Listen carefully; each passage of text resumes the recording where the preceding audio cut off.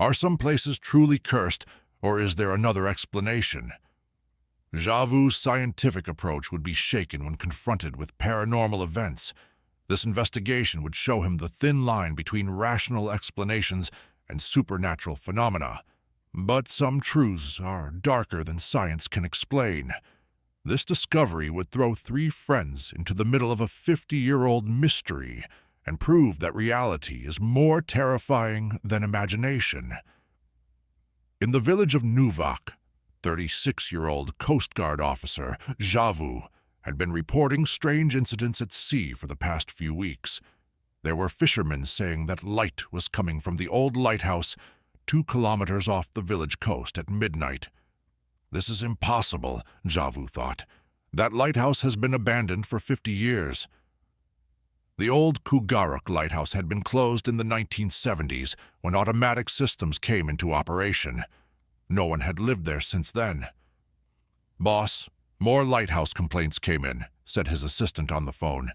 "Which fishermen?" This time Tuviak and Nukaaraq both are sure of what they saw. Javu decided to take the situation seriously. Maybe there was an electrical malfunction or squatters had moved in. "I'll check the lighthouse tomorrow," he said.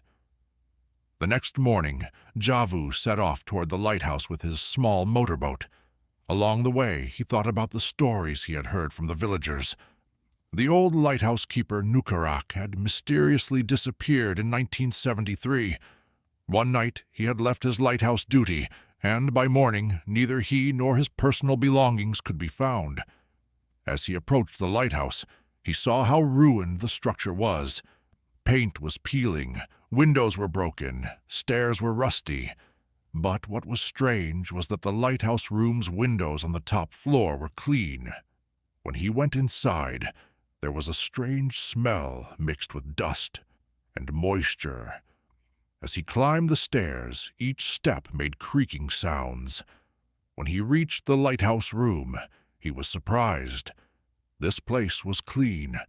The old equipment was in working condition, and on the table there was a diary that looked fresh as if it had been written yesterday. "How is this possible?" he murmured. When he opened the diary, the last entry was dated 1973.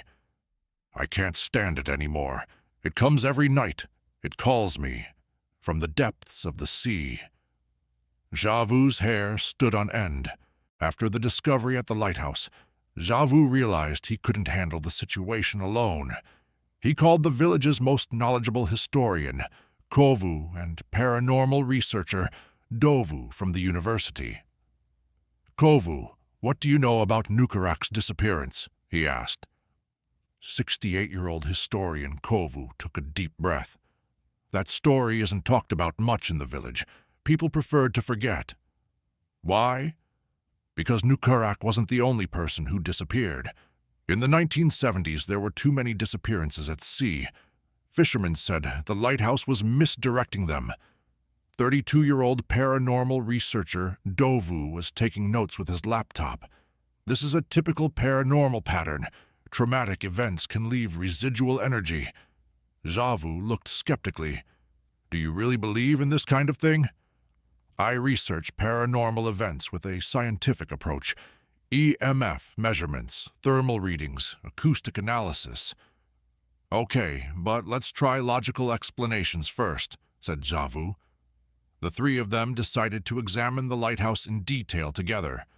Kovu would provide historical context, Dovu would make scientific measurements, and Javu would evaluate from a maritime safety perspective.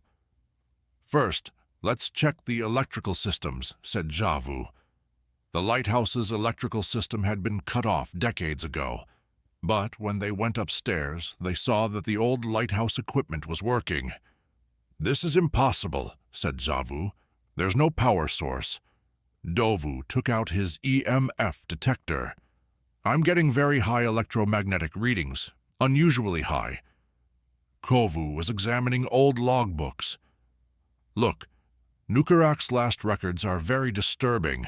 There were too many shipping accidents during that period." "What kind of accidents?" asked Javu. Ships crashed into rocks while following the lighthouse beam, but the coordinates don't make sense. The lighthouse should have actually guided them to safe waters. Dovu turned on the thermal camera. Room temperature is normal, but there's a cold spot in the corner. At that moment, the lighthouse beam turned on by itself. When the lighthouse beam suddenly turned on, all three were shocked. Zavu immediately checked the electrical connections. "There's no power cable. This is physically impossible," he said. Dovu was excited. EMF readings spiked, 500% increase. Kovu had found other records in the logbook. Nukaaraq talks about strange visions in his final weeks. He was seeing the spirits of drowned sailors. "This could just be a mental breakdown," said Javu rationally. But at that moment, footsteps were heard on the stairs. Heavy, deliberate steps. "Did you hear that?" asked Dovu in a whisper. They all remained silent.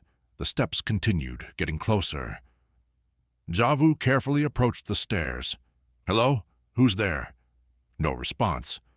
The steps stopped. "EMF readings are now off the charts," said Dovu excitedly. Kovu was turning pages nervously. Nukaaraq's final entry. "He's coming to take me. There are lost souls under the sea. They can't rest." Suddenly, the lighthouse beam turned and began to sweep the sea, automatically. "This system has no automatic function," said Javu, confused. Dovu was setting up cameras. "We need to document this. This could be genuine paranormal activity." But the beam illuminated something in the waters, a ship's silhouette, but transparent, ghostly. "Do you see that?" asked Kovu with a trembling voice. Javu took binoculars. Indeed, he could see the faint outline of an old sailing ship. "Could this be a hologram?" he said doubtfully. The ship began to follow the lighthouse beam toward the rocks. After seeing the ghost ship, all three were determined to learn the real secret of the lighthouse. Kovu decided to do deeper research in the village archives. "Too many things weren't recorded in the 1970s, said Kovu. "But I can talk to elderly villagers." Dovu set up overnight monitoring at the lighthouse. Paranormal activity usually peaks at nighttime. Javu began examining maritime records. "I'll analyze the shipping accidents from that period." Kovu talked to 85-year-old grandmother Siku. The old woman reluctantly told the story. Nukaaraq was a fisherman before becoming lighthouse keeper. He had lost his family in a shipwreck. "When?" 1969. Their ship crashed into rocks in a storm. Nukaaraq survived, but they didn't. This information changed everything. Dovu was getting strange readings while setting up equipment at the lighthouse. Temperature is dropping dramatically in specific areas. Javu discovered a pattern in maritime records. Between 1970 to 1973, there were an unusual number of accidents in the lighthouse region, and they were all the same type. Ships crashed into rocks while following the lighthouse beam.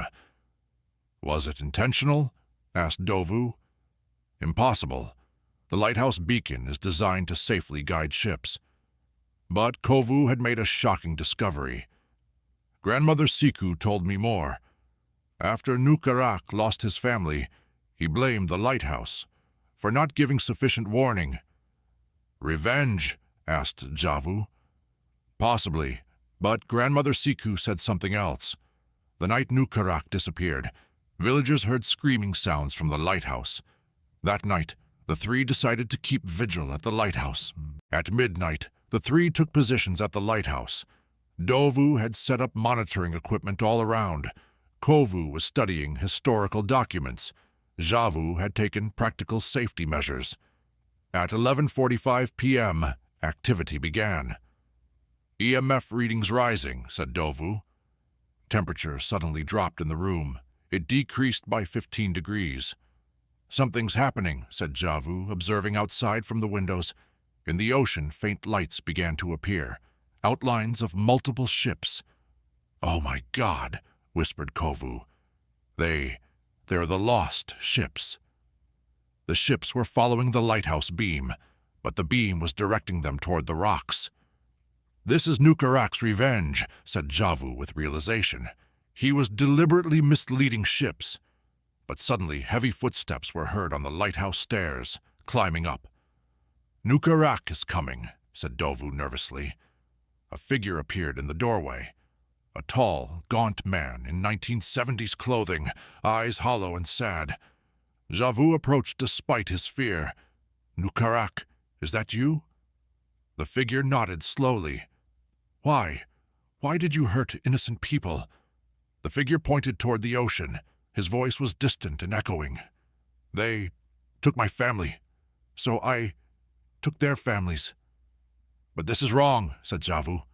"Punishing innocent people is wrong." The figure looked with an anguished expression. I couldn't stop. The pain. Too much." Kovu stepped forward. "Nukaaraq, you can rest. Your family is at peace." "No," said the figure. "Lost souls, trapped in the ocean. I must guide them." At that moment, the lighthouse beam began to blink in an irregular pattern. Nukaaraq's spirit explained that he was trying to rescue the souls trapped at sea, but decades of pain and guilt had put him in a destructive cycle. "You're trying to save them, but creating more harm," said Dovu gently. The lighthouse beam was making erratic movements in the ocean. The ghost ships looked confused. "Help me," said Nukaaraq desperately. "I don't know how to release them," Javu thought with his maritime knowledge. What were traditional Inuit burial practices? Kovu explained. "In Inuit tradition, there are special prayers for water burial, for peaceful transition of souls." "I know these," said Kovu. "My grandmother taught me." But at that moment, a storm began outside. Powerful winds and high waves. "A real ship is coming," said Javu with binoculars. "Fishing boat in distress."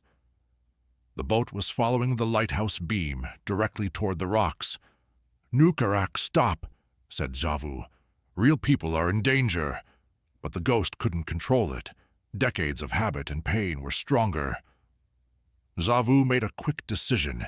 He went manually to the lighthouse controls. There was modern radio equipment for emergencies. "Mayday, mayday, fishing vessel, change your course, rocks ahead." But the boat was still following the lighthouse beam. Dovu had an understanding. "Nukaaraq, you can control the beam. Guide it in the right direction." I can't. Too much guilt." Kovu began a traditional prayer, in Inuit language, ancient words. The power of the prayer calmed Nukaaraq. The lighthouse beam slowly turned to the correct direction. The fishing boat safely navigated away from the rocks. "Thank you," whispered Nukaaraq. But now the time for real release had come. Kovu's traditional prayers created a profound change at the lighthouse. The ghost ships in the ocean began to slowly disappear. "They're finally resting," said Nukaaraq with a peaceful expression. "You can rest too," said Javu gently. "Your family is waiting for you." Nukaaraq looked at the lighthouse controls one final time. "I've been a guardian here, but in the wrong way." "Now you can be a true guardian," said Dovu. "Guide ships safely, not to harm." Nukaaraq nodded. The ghost figure began to slowly fade. But before disappearing, he activated the lighthouse one final time. The beam shone in the proper direction, clean, bright, protective. "Promise," whispered Nukaaraq, vanishing. "I'll protect correctly now." When morning came, the lighthouse looked different, cleaner, peaceful. Javu wrote an official report. He recorded it as an electrical malfunction, but shared the truth with Kovu and Dovu. "This experience changed me," said Javu. "Some things science can't explain." The village council decided to restore the lighthouse. They installed an automated beacon, but honored Nukaaraq's memory. A plaque was added. "In memory of Nukaaraq, guardian of the sea, finally at peace."